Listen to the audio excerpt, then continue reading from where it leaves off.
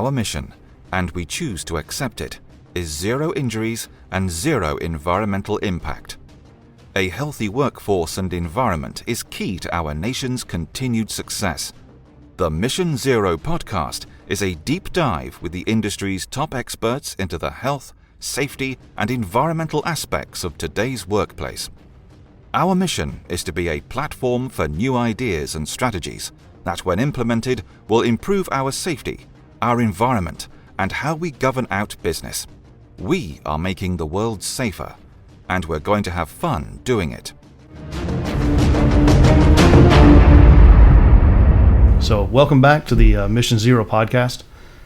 Justin Overstreet flying solo without Jeff this week. He's out God knows where, parts unknown. So shout out to Jeff wherever he may be in the world.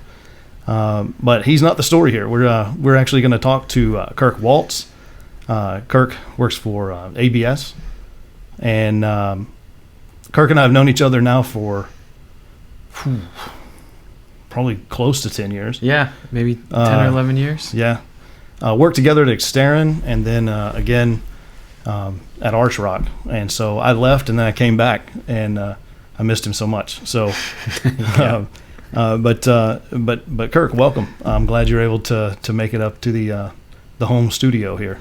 Yeah, I'm happy to be here, Justin. Yeah, fantastic. So tell me a little bit about your background. You're a Cali kid, how you got to Texas as soon as you could, and just kind of your background, your history, and get us up to date where we are right now. Yeah, absolutely. So I'm an environmental engineer from Northern California, a beach town called Santa Cruz, California. Shocking. If you're familiar. Yeah, that's what everyone says when they see me.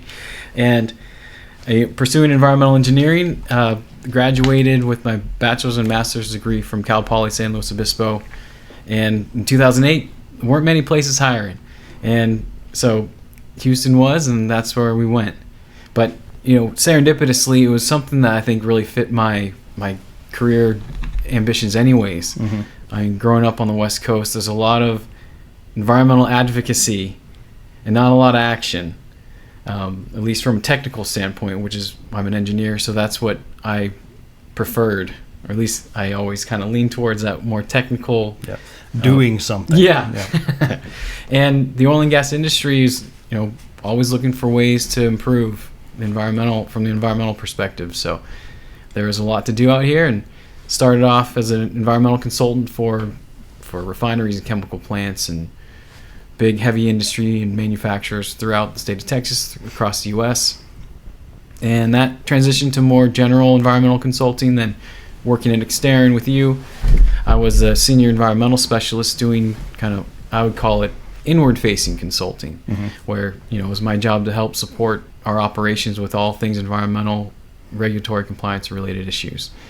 And, from there, transitioned to Archrock, where I became a manager in our health and safety department for systems and support. So it became a bit more generalized HSC management, but that kind of broadened my horizons even more to seeing these opportunities like ESG with our treasury department at Archrock. And that turned into what got me this job at American Bureau of Shipping. Just this really interesting and, from my mind, kind of growing exponentially demand for technical environmental compliance related solutions that kind of spans the entire industry from financial side to operational side. So I saw this really interesting gap between the two that I've been kind of pursuing ever since. That's fantastic. So and your role at Archrock and Exterran when I was there is, my role was a field manager over a district, right? And then you helped support us. And so a lot of times our titles out in the, doing what I do is HSC, and the E is so small because it's so technical and there's so much involved in really truly getting proficient at it that it's always nice to have guys like you and that's something that Exterran and Archrock also did really well, I think, in terms of supporting that field manager role, because we had everything in the world to look at, and environmental was just that thing that you're like, oh, please don't spill anything today. Please don't have too many emissions, that kind of thing. But it was something that we definitely needed to support. So fantastic. So when you said, you from California, where you see a lot of activism around environmental, impact and those types of things, but not a lot of action, right? So tell me what that looks like in just a little bit. For me, I think the action is more circulated around actually engaging with industry and trying to improve things. I mean, obviously California is like the 5th largest economy on the planet or something like that. So there's plenty of industries out there and operating fine, but it was really fun coming to Texas, seeing how much, I guess, maybe different diversified industries are out here as well, and engaging with kind of the people in the field, operators doing the work. Mm-hmm. And you had to come out there as a business partner and figure out ways to just make them help them realize that this is a kind of an expectation of the organization, but there's also external forces requiring these sorts of environmental compliance restrictions or technical demands that just had to balance all these different kind of. I'm curious, when you were in California, there's this stigma with oil and gas that we don't care about the environment at all. That all we do is tear it up, and we do it in the name of the almighty dollar or whatever. What did you have that conception of oil and gas being from California before you ended up in the field? It was I think a jaded opinion for sure. I mean, I really didn't know anything about it. I think the most talked about incident and kind of about the oil and gas industry was the ExxonMobil Valdez oil spill. That was, for some reason, that it resonates with me, because I think it was focused on, and it's a Surfrider Foundation commercial that still plays in my head to this day. So there are portions of it that they really focused on, being the bad guy of the the industry. But I just, through my own personal curiosity, I very soon realized that everything we do requires the oil and gas industry, everything that's made, everything we wear, everything to do anything on a daily basis. So at a very young age, I kind of was able to take a step back and say, okay, well, it's not terribly equitable to say they're just evil, because they provide so many resources to every industry. Yeah, I just had that conversation actually with one of our neighbors. She's from Colorado, and not opposed to oil and gas, but certainly not in the industry either. And that was the point I made to her was, okay, do away with oil and gas, and then so you go do away with your modern medicine, all the plastic that you have, just name it, right? It's not just gasoline. So kind of interesting. I assume you have a lot of family still in California, everyone. And they're very proud of the fact that you're in oil and gas, I'm sure. Outside of your parents that have to be proud of you, for sure. Well, I've been here for 12 years, and every time I go back, ever since I moved here, someone in the family or a family friend always asks me if I do fracking. I'm like, no. It's a bit more complicated than that. They call you a mother fracker. Yeah. Everything. Yeah, I had to explain to them in very simple details that there's a lot more to the industry than just hydraulic fracturing. Right. Yeah. Which that though is certainly what gets the press anyway. But well, awesome. So then you end up at ABS, which is interesting because that company's business model it started offshore, right? Yeah, ABS is American Bureau of Shipping is a class society, providing class notations for vessels for offshore environments for shipping, and they're non-for-profit, globally recognized, but they've expanded through a lot of different industries, from marine, maritime, offshore, marine support, ports, and port infrastructure. And there's also a subsidiary that does a lot of risk and reliability and natural hazards assessments and evaluations as well. So everything that kind of to support the marine and maritime industry and offshore industries has become part of their business model. And so it's been really fun kind of learning all the different things that they do, even though they're very specialized in one industry, but you kind of get to see how that industry affects so many other things and how interconnected it is, and how they still facilitate and support all these other support industries as well. And then that just sort of naturally blends into doing land-based operational type things as well. Absolutely. And then you mentioned the risk assessment side, and I would imagine that's where the ESG and stuff falls in, or where does it line up in the company's sort of verticals? So we have a very specialized ESG sustainability group that has a global footprint for marine and maritime industry, Okay. for vessels and ship owners and the entire kind of span of the marine and maritime industry. And I was brought in to help kind of grow that onshore as well. And it's we're still in kind of early phases, but our intention is to utilize that expertise for the marine and maritime industry and kind of take that upstream to keep supporting kind of the agencies and industries that are direct contact and connection with the maritime industry. And they brought you on to sort of head up that initiative, to bringing it onshore, and so how's that going? When did you get started with them? I started in July of last year. Right. And I've gone through a few little kind of internal transitions to support kind of their broader scope of work as well. So it's been going really well. It's been exciting. Yeah, I imagine it's a huge learning opportunity, I bet, given how vast that company's portfolio is. And then I imagine they're excited to have you there to bring your own unique take on it and further that. And so we've had some other people that have ESG responsibilities within companies. I think you might be the first person that's probably more of like a dedicated ESG specialist.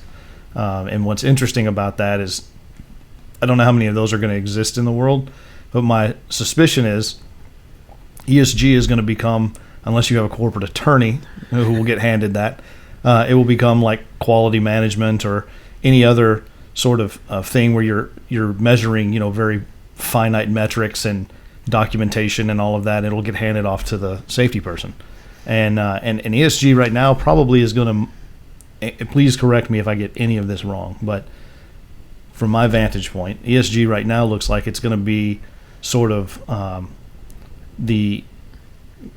it's going to be up to larger companies to sort of lead the way, because they're going to be the ones most directly impacted at first. But it's going to trickle down to smaller companies, especially smaller companies that are going to rely on private equity and those types of things to generate capital for operating. And so my question to you is, first of all, do I have that right? And then second of all, how can the average safety person out there that, like I said, usually we're good with the H and the S, but a small E, and now they're going to hand us environmental, social, and governance, sustainability type metrics.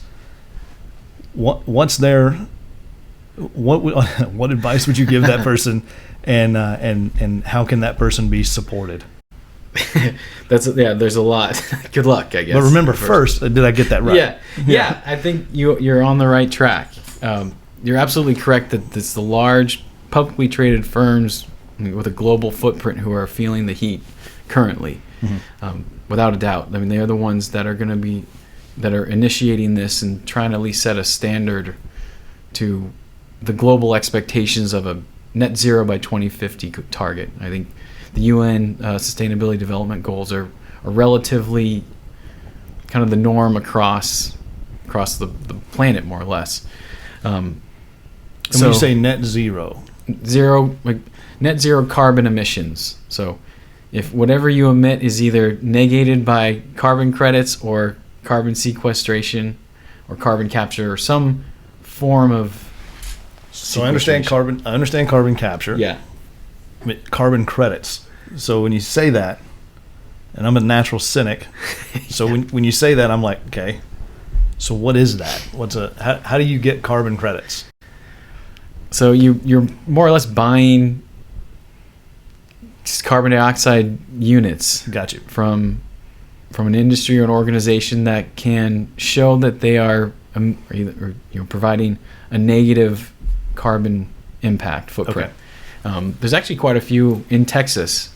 There's a couple out of an organization called B Carbon out of Rice University that provides a very detailed and strategic way for companies to invest in prairie lands, development of prairie lands to to actually have quantitative evidence of a negative carbon footprint that they can invest in.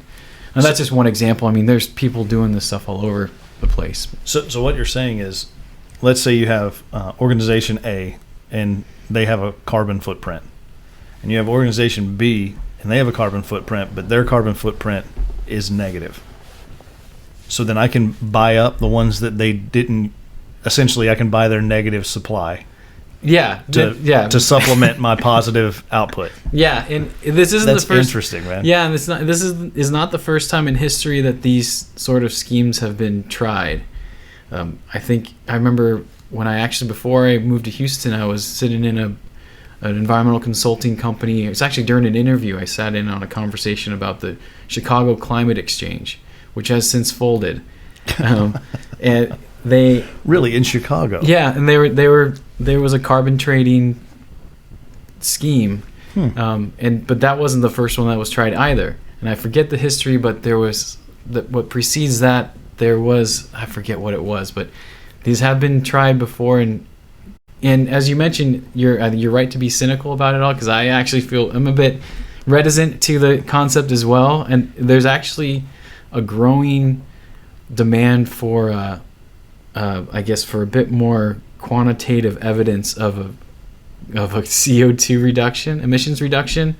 The term is called additionality, where that seems made up. That seems like a made up word. It sounds like two words that actually can make sense. Put them together, and okay, well, it has whatever that means now. That's a fancier word, for sure. But it's the intention is to show that this actually retains or sequesters or keeps carbon out of the atmosphere forever or a long additional period of time. I'm running the risk of this whole thing being taken over by carbon credits because I have like a billion questions in my head right now.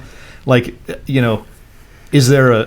does geography play into it? Like, could company A in Italy buy carbon credits from company B in Texas and be okay? And that's a bit extreme. Or does it have to be more locally sourced? And what's to stop the company from buying up all of the carbon credits available and then skyrocketing the price? That is a good question. I think, these are kind of schemes that you kind of pay into. Mm-hmm. So you can source them, I think, from wherever they are.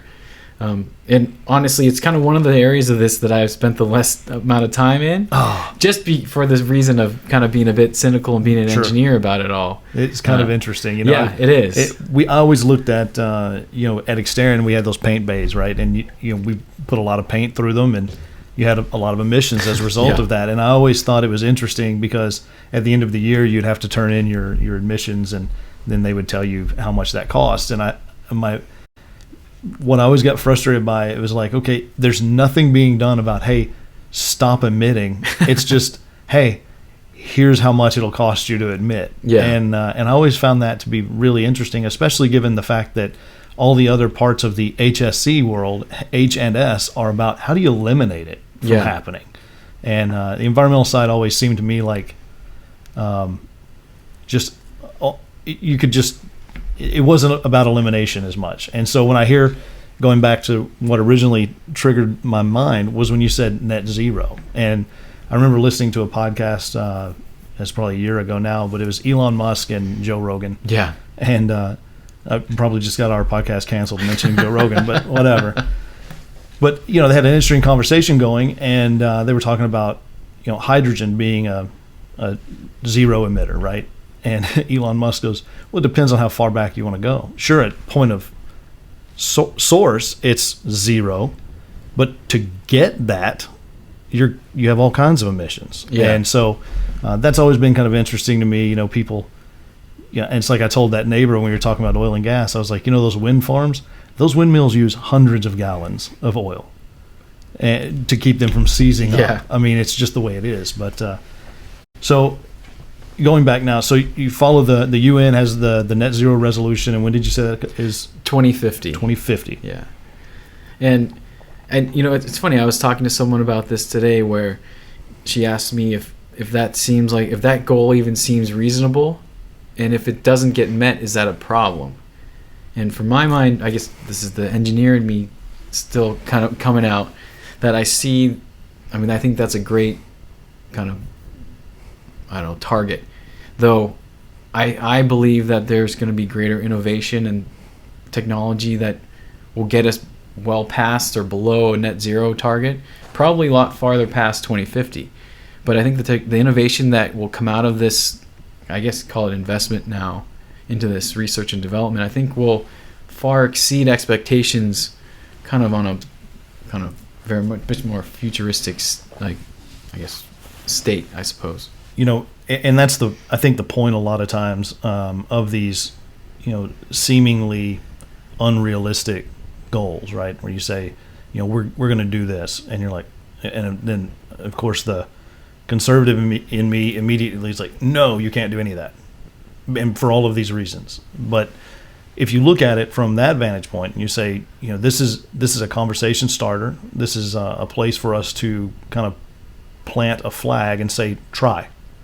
And I think you're exactly right. The innovation that'll come out of that will be unbelievable. Yeah. I mean, if you think about in the oil and gas industry, and like you said, you had some preconceptions when you came out here. I don't know that there's another industry in the world that does more to protect the environment than oil and gas. And that gets lost in translation just because we're an easy villain. Yeah.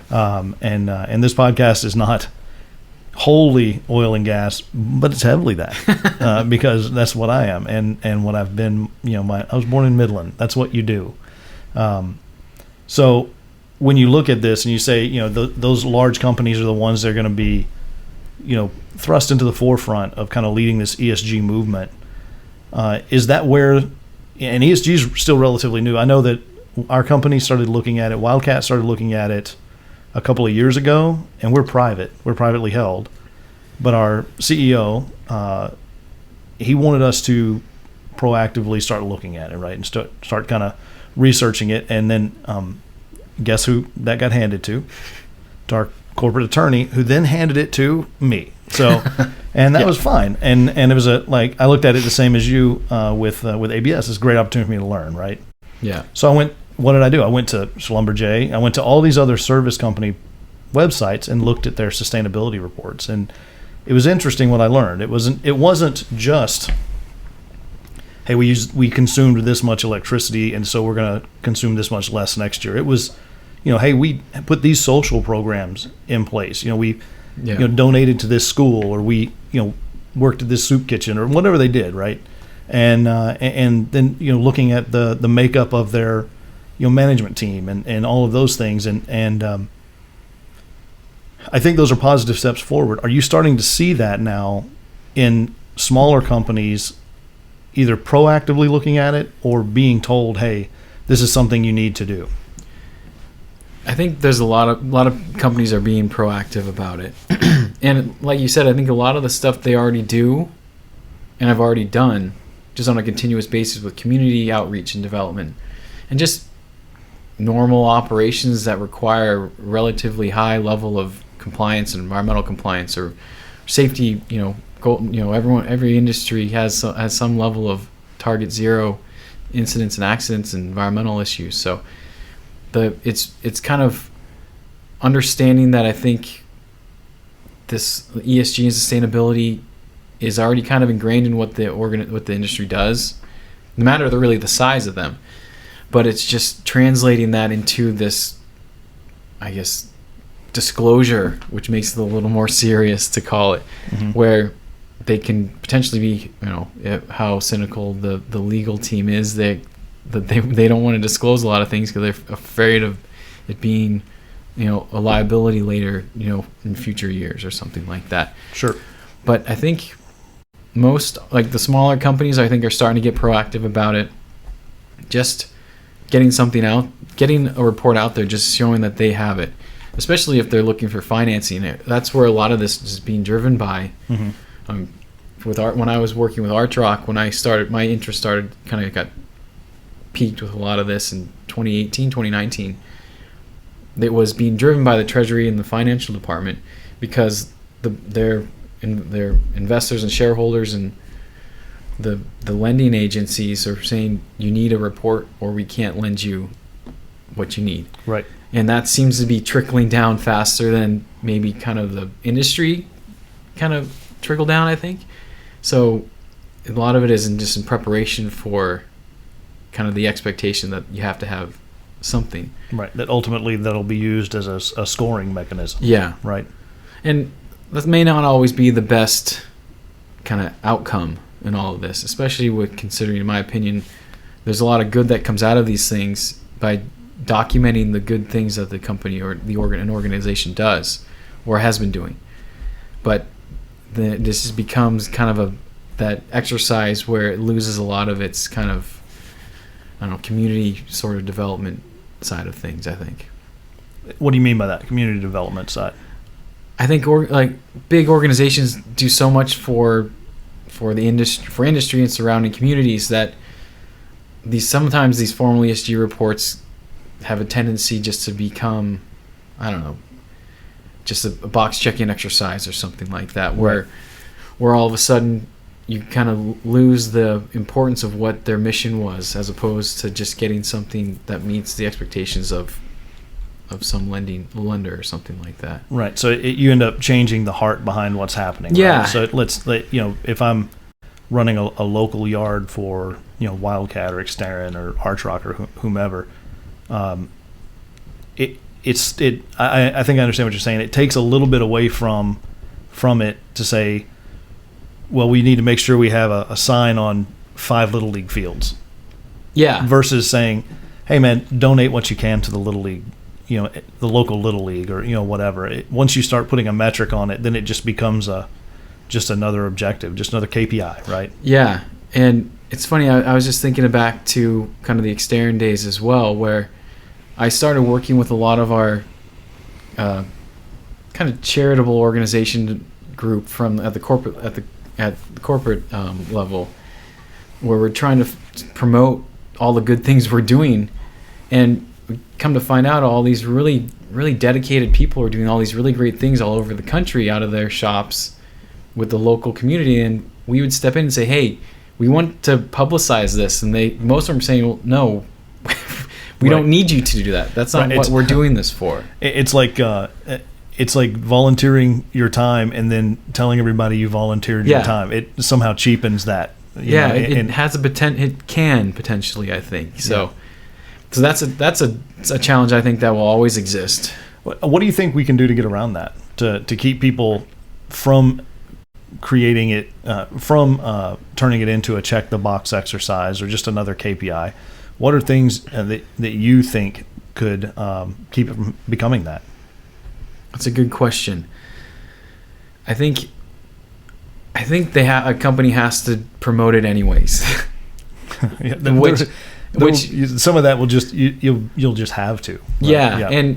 But support it, promote it, and just kind of move on. I think don't bring too much attention if the people don't want to be acknowledged for it. Don't acknowledge them for it, but still, like somehow I guess I'm not even sure how to even explain this, but credit should be given and support should be given, and whether they want acknowledgement externally is up to them.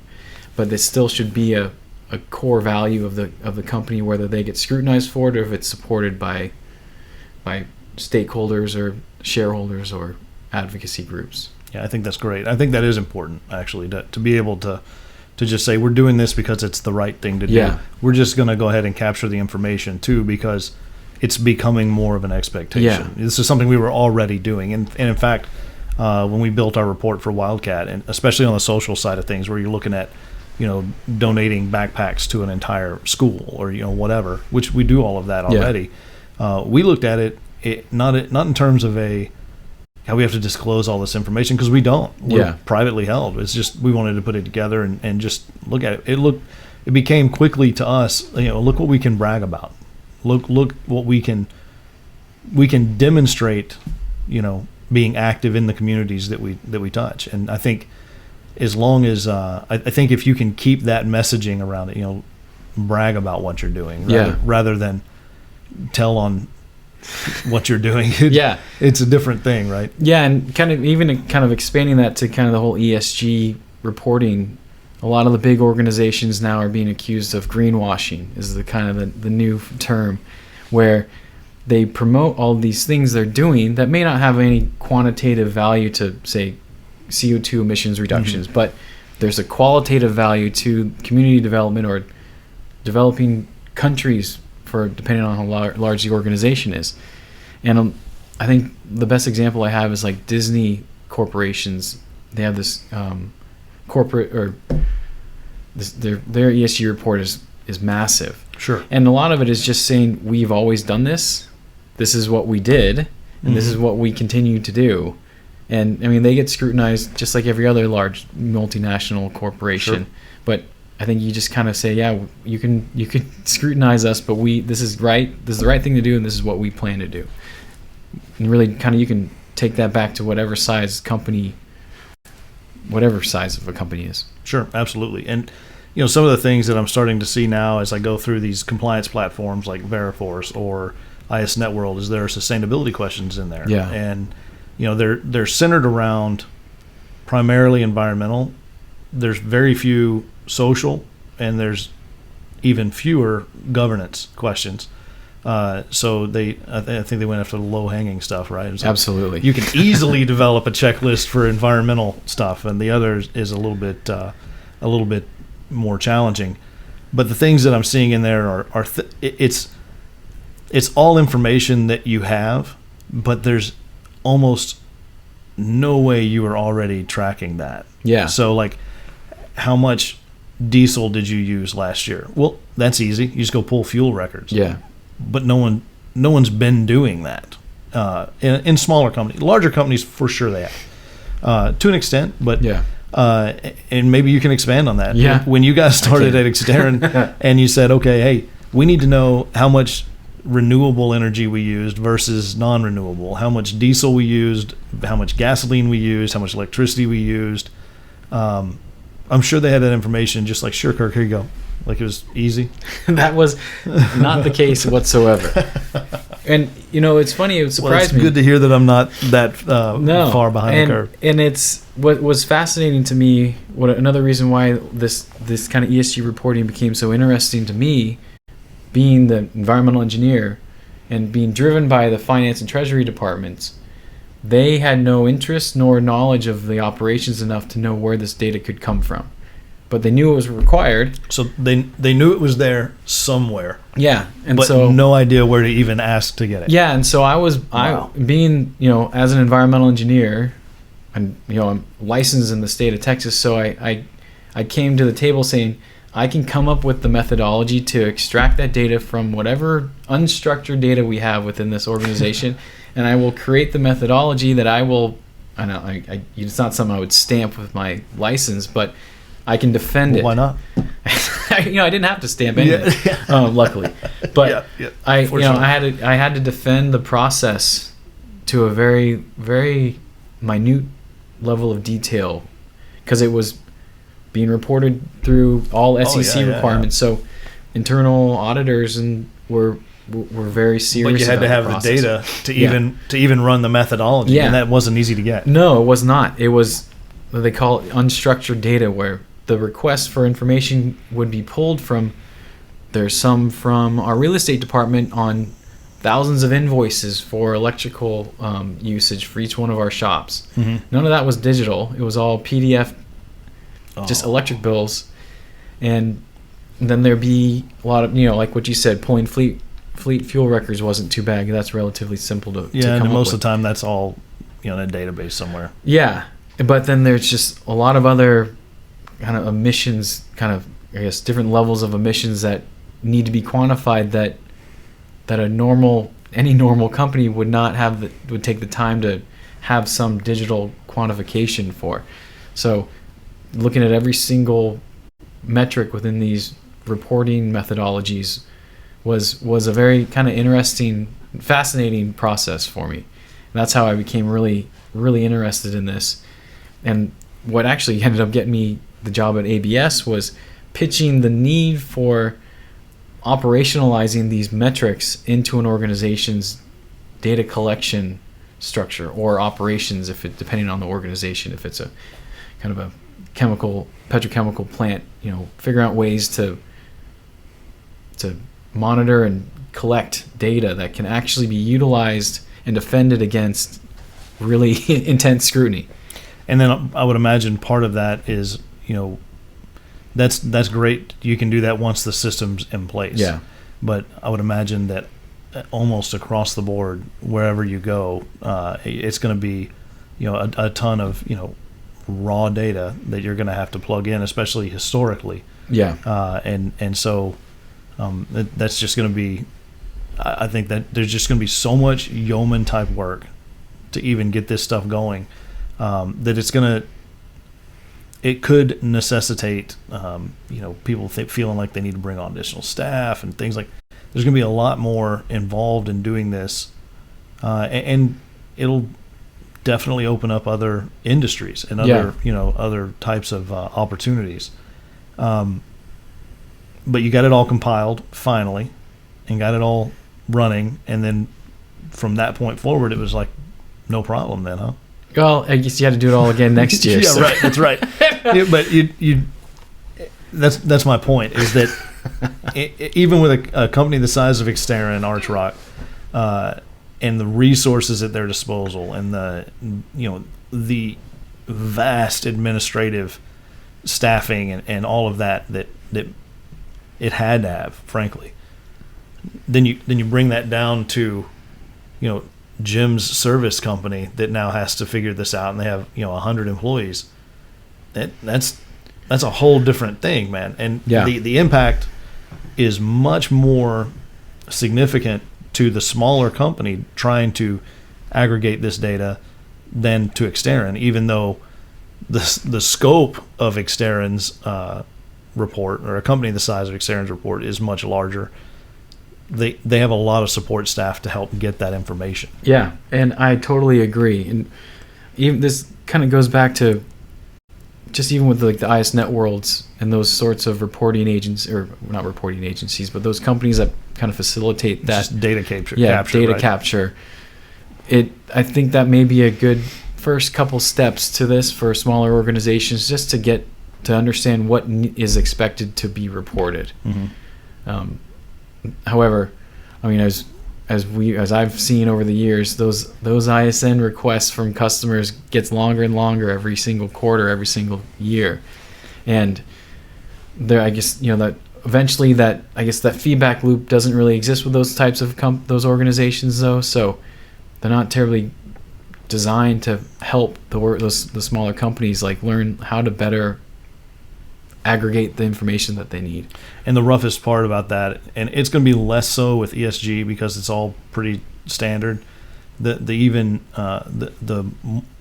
makes it even more challenging is if you do reach out for support at ISNet World or Veriforce or wherever, they're industry agnostic. So those people aren't specializing in oil and gas or specializing in petrochemical or any of those things. So if you ask a very specific question, sometimes it's really difficult to get an answer. I remember one of the guys I worked for at Neighbors, a guy named Steve Olson, got into it with ISNet World on fall protection stuff. And of course we had rigs and things like that where you had fall protection, but they wanted leading edge policy.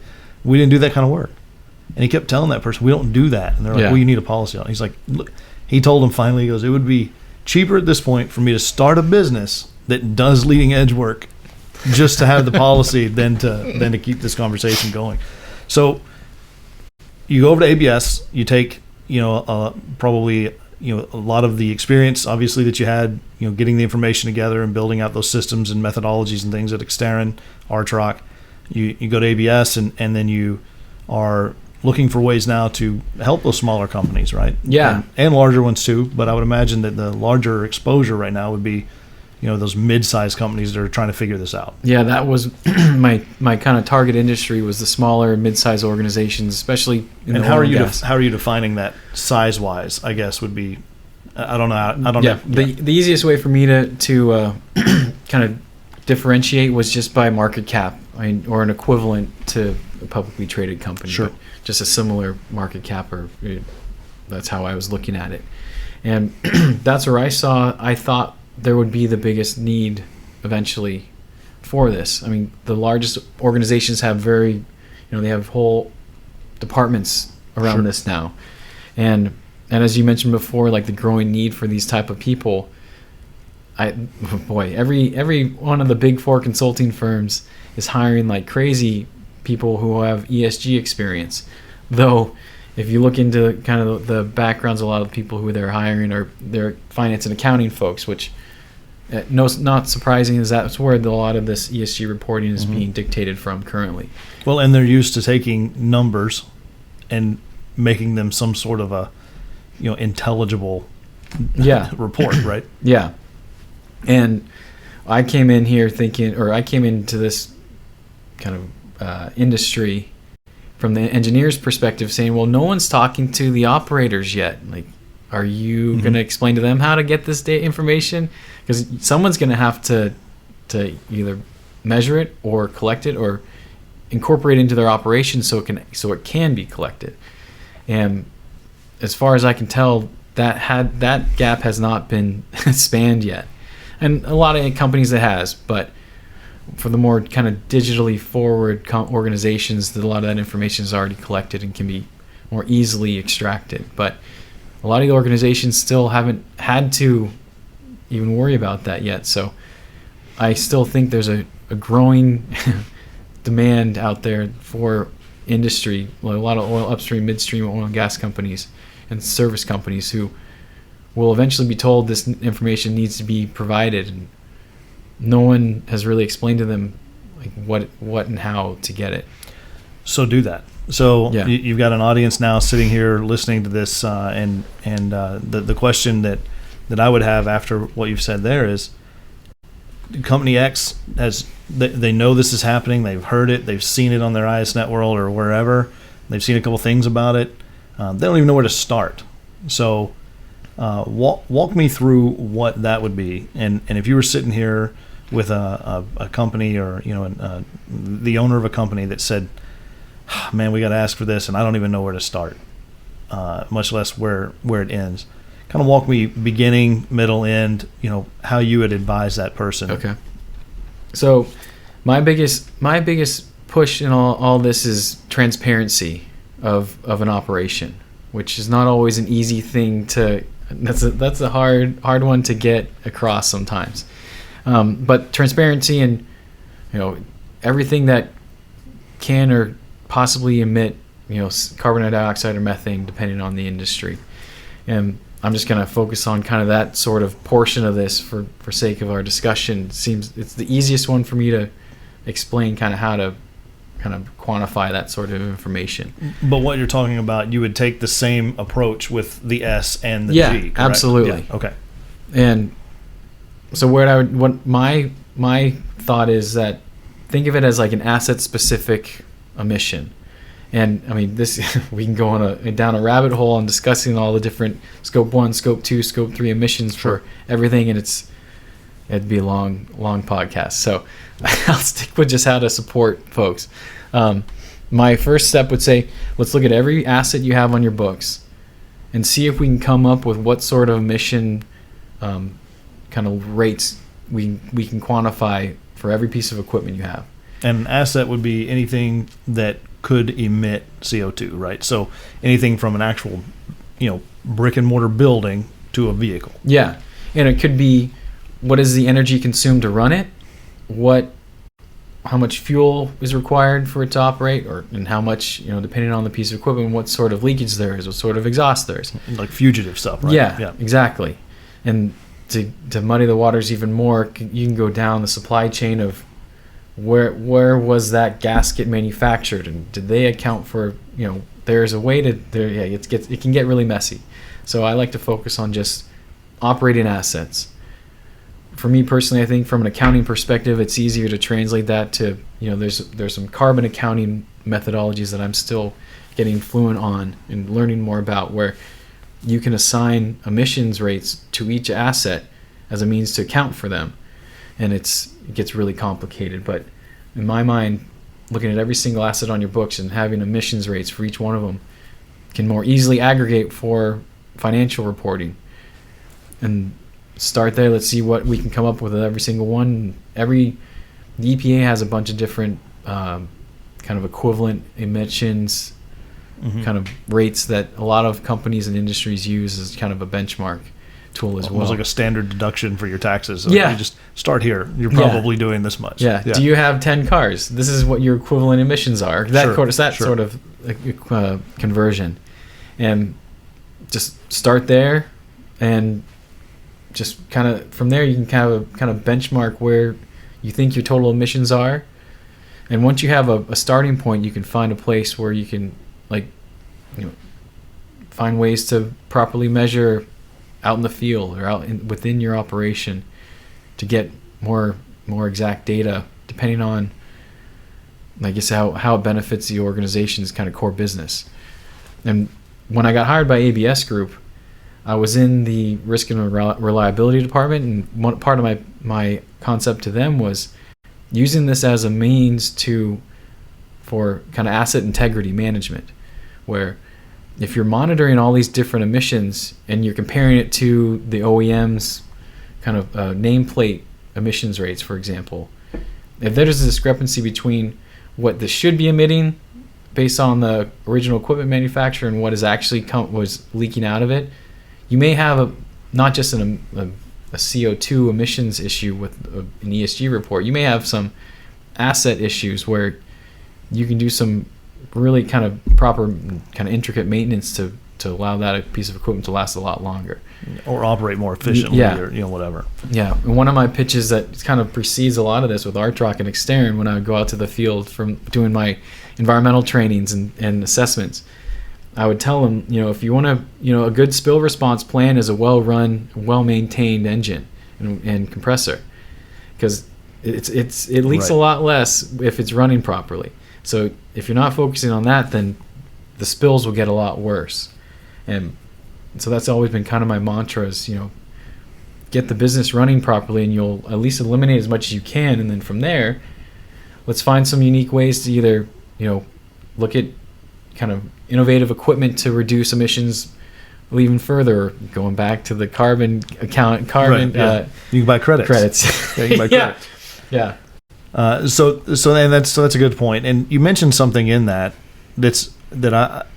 I struggle with, and that's knowing where to draw that line, right? So you say, okay, so I bought this piece of equipment, and it, when it's running, has this level of emissions. But when I bought that piece of equipment, the company I bought it from, this was their emissions associated with producing that unit, right? And then how far down that line should you go? And this is obviously just your personal opinion, but how far down that line should you go? And then do you see people cutting it off short, or are you seeing the agencies that are looking at this stuff saying, well, you're not going far enough down the line? Kind of what does that look like? Because for me, from a business standpoint, I would say I'm going to look at our emissions, and then that's where I'm going to stop. Yeah.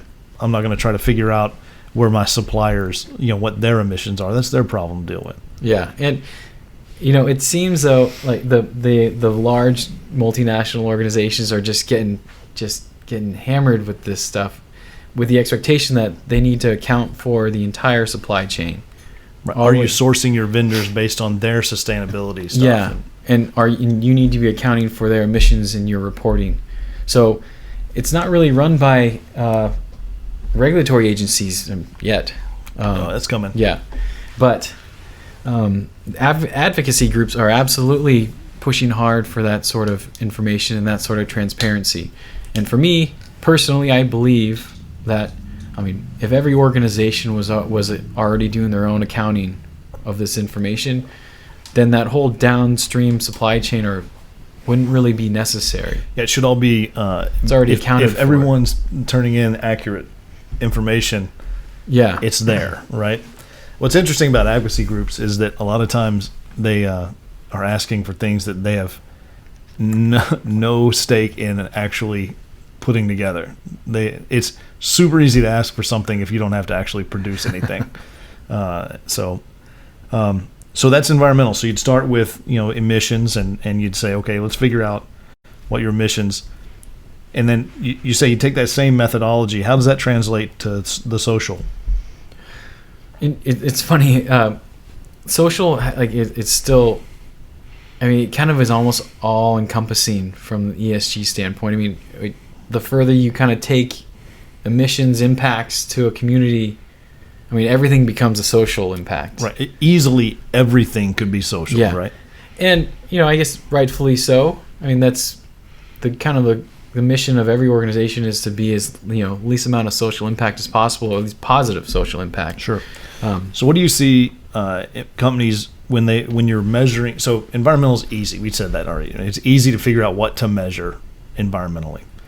What are the metrics that you see most organizations looking at for the social, the S in ESG? Boy, it really varies throughout the globe, really.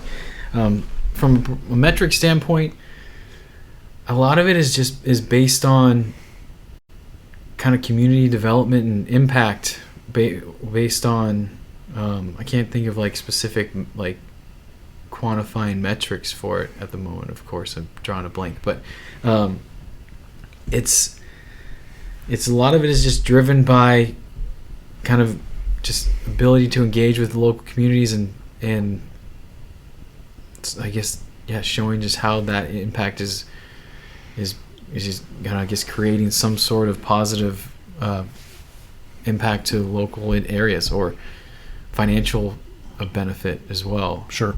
And to your point earlier, it's really it can be a very slick slope. You start looking at it and saying, okay, well, literally everything we do impacts positively or negatively the social side, the community that we're in. And I can say that when we started looking at it for Wildcat, it wasn't so much of a how does our reduction in emissions impact this community. It was more like what are we doing actively in the community.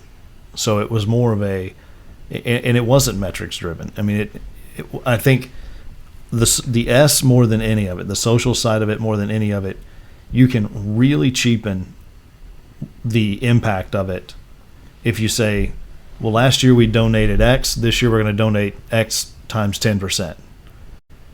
Just because now you're saying we're going to do it and we have to do it, right? Yeah. And instead of we did it because we wanted to, even though we did want to, you're going to cheapen it some. So for us, it was more of a look at what are we currently doing, and we're just going to continue.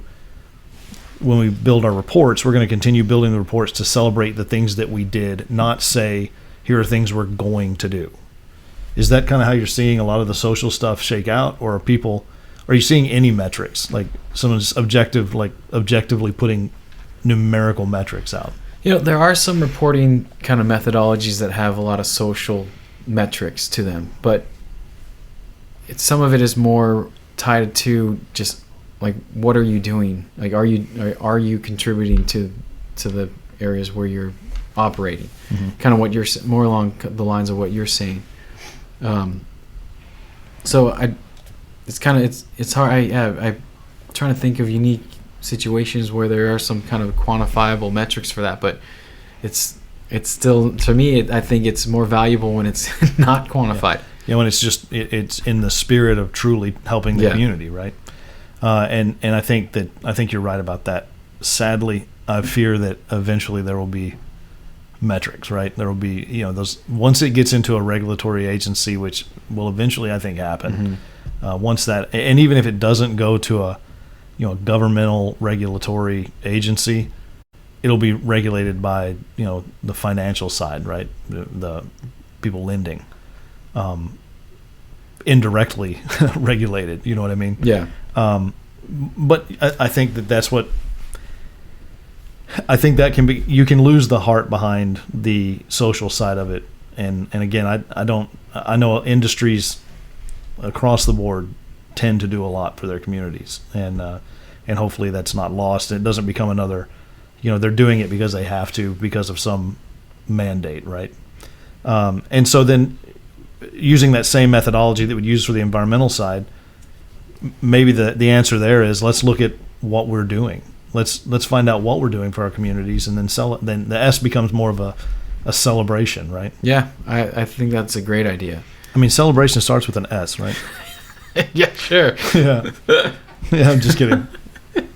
I hope no one took that seriously, but that'd be funny. Spell celebration with an S. And then you look at the governance side, and the governance side, I have seen hard metrics on that. Yeah. And it comes down to, diversification of your management team or your board or whatever. Are you seeing, and that one there can be a bit sticky and a bit uncomfortable for people to address and to even want to address. And what Wildcat, our CEO is a Hispanic man, and we have women on our board, and we're not. Again, we're private. These are just things that were inherent in the way that we are conducting business, and it's so interesting to me. A lot of this stuff, even with safety, but with ESG, is that if you're just a good company, these things are going to be happening anyway. Yeah. And it's now, but to your point, once someone says, cool, you're a good company, tell me why you are. Yeah. People go, well, I don't want to do that. You know? But what are you seeing on the governance side in terms of those metrics, and how would you instruct that, that owner that's just like, I don't even know where to start on that? So for governance, and this kind of almost bridges into the social aspect as well, a lot of the big kind of pushes now are kind of the go around the like diversity, equity, and inclusion sort of metrics of, as you mentioned, kind of the diversity of your staff, of your board of directors, of your executive leadership team. And if you're expected to meet specific metrics that someone has, you have to take the company and the organization at that executive level has to take a hard look at the people in the that are at the executive level, at the employee level, and at the board level of who do we have here, and what's their background, who are they, what's their gender, what's their race. They have to really take a look at all of that and really kind of see like, well, what do our shareholders and stakeholders expect from us? Sure. And that one can be, from an executive level, to a difficult one to. It'd be a tough pill to swallow. Yeah, man. And as you mentioned, I mean, if you're being asked to explain why you're a good company, you're almost kind of behind the eight ball already. Right. Yeah. And as you mentioned, I think a lot of these things, if managed organically and you're a good company to begin with, these things all just are kind of incorporated naturally already. Right. But that's where a lot of the social and governance kind of demands are, which is, I think it's a worthwhile exercise to look into. And again, it can be a painful process, and it's anytime you look internally, sometimes almost for me in particular, it's always a painful exercise. But the other side of the governance coin is, it's in terms of the things that impacted us when we were building our report out at Wildcat. It was very document intensive, right? Do you have a fair trade practices document? Do you have a policy on child trafficking? And I found all of that to be really interesting, because it makes sense to me to have an anti-bribery policy, and it makes sense to me to have an equity and pay scale policy. That stuff makes sense to me. Who doesn't think child trafficking should not be a thing? Like, why do I need a policy statement on that? And so that's kind of a jokey thing to say or talk about, but I don't know if you know the answer to it, but what is the rationale behind having to have policies on things that are pretty much universally agreed on as not things that should be in the world? From my observation, for those that, like, specifically the kind of the human trafficking and child labor one is another. Yeah. I think from my perspective, it's a means of holding kind of international industries accountable, or at least trying to bring them up to a level that's equal to kind of how the U.S. based and operated organizations already are kind of expect of themselves. I think that's kind of where the intention is from a global perspective, to kind of shed light on some of these issues within the supply chains that most of the world depends upon. Sure. And I think that's probably exactly right. And I tend to ascribe every part of my life to the way I'm used to living my life, right? So I think, well, of course we shouldn't have children building cell phones. In fact, I'm going to call somebody on my mobile phone and tell them that, right? And so, but the reality is that's not the way it is in other places. And, that goes all the way back to, the emissions side, right? So the U.S. already reduces emissions year over year, and you'll know this number better than me, but we tend to do really well. It's something that we're at least mindful of. Yeah. And so going back to my original kind of in-jest question on carbon credits, can a company in Italy buy credits from a company in Texas? It's a global issue, but at the end of the day, those other countries a lot of times are not looking at it the same way, right? They're still going to be like, yeah, we're going to reduce emissions, but we're also going to do what we need to do. Yeah. Where the U.S. tends to, and again, we're a very innovative country as a result of it, and that's what makes us so great, is that we look at it and go, okay, well, that's what we're going to do then. We'll figure it out. So how do you account for that? And how do you see that shaking out in terms of overall how this will be impactful in the world? I absolutely agree with you. I think the U.S. will be more inclined to innovate as opposed to account for carbon emissions. Right. And that's something that I'm actually really excited about, where I'm focusing a lot of my interest on currently is kind of how to cultivate some of that innovation to actually make this, maybe not, the word's not feasible, but facilitate this sort of transition, this energy transition. And what I really like is the fact that how geographically diverse the U.S. is, where not one solution will work on the West Coast, which will work on the East Coast, or the Gulf Coast, or Pacific Northwest, or the Great Lakes regions. Yeah. They all have unique characteristics. Or if you're in Texas, in West Texas or East Texas, or yeah. I mean, you talk about diverse geography. I mean, the U.S. for sure, and then you have large states like California's another. That Northern California ain't Southern California, right? It's a whole different place. I'm from Northern California. My wife is from Southern California, so we acknowledge that there's a difference. There is a demarcation between Northern and Southern California. Is it Bakersfield? Is that the line of demarcation? That's a little bit north, I guess. It's a little north. About San Luis Obispo, California, where my wife and I met and went to school, is more or less the center. And so that's the demilitarized zone of this of the state.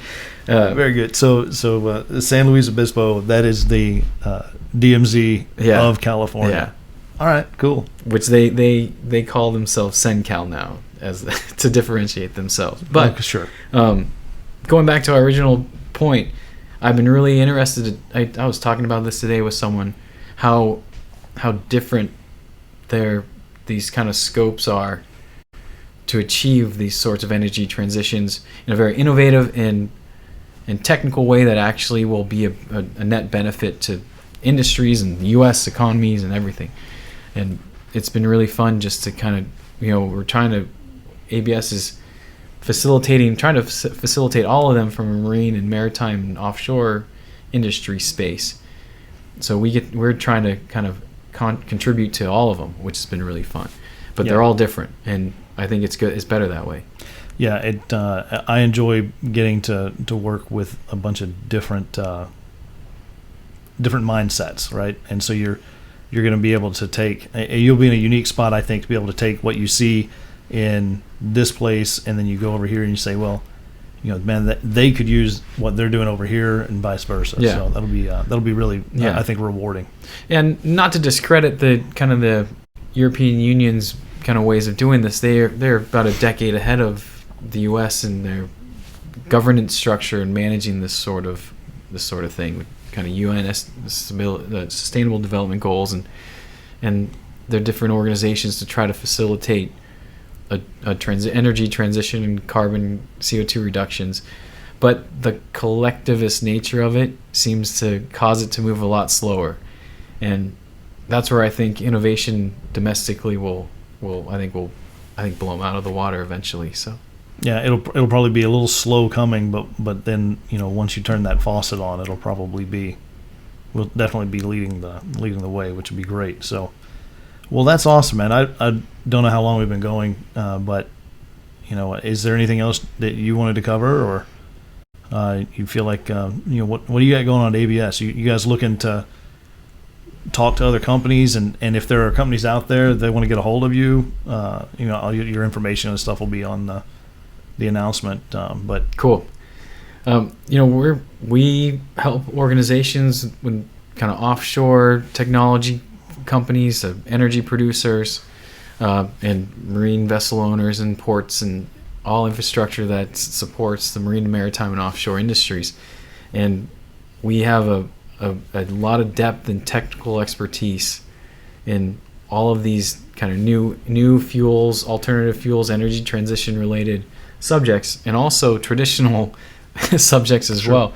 And it's been really fun simultaneously learning and meeting all the experts in the organization, since I'm still relatively new, then also trying to sell it to organizations as well, being able to kind of celebrate how kind of uniquely positioned our organization is to support heavy industry and a lot of this stuff. And it's going to be an exciting time for everyone, I think. Well, I can speak from direct knowledge, working with you and having you support me when I was out in the field working and trying to figure out how to do things. There's no one better at it that I've worked with. So I would encourage anyone that has any questions to certainly reach out to Kirk, and he'll be more than happy to have a discussion with you and even help with a solution if need be. But I do think this stuff is probably coming to a theater near you at some point. So man, best of luck with everything, and I appreciate you coming out.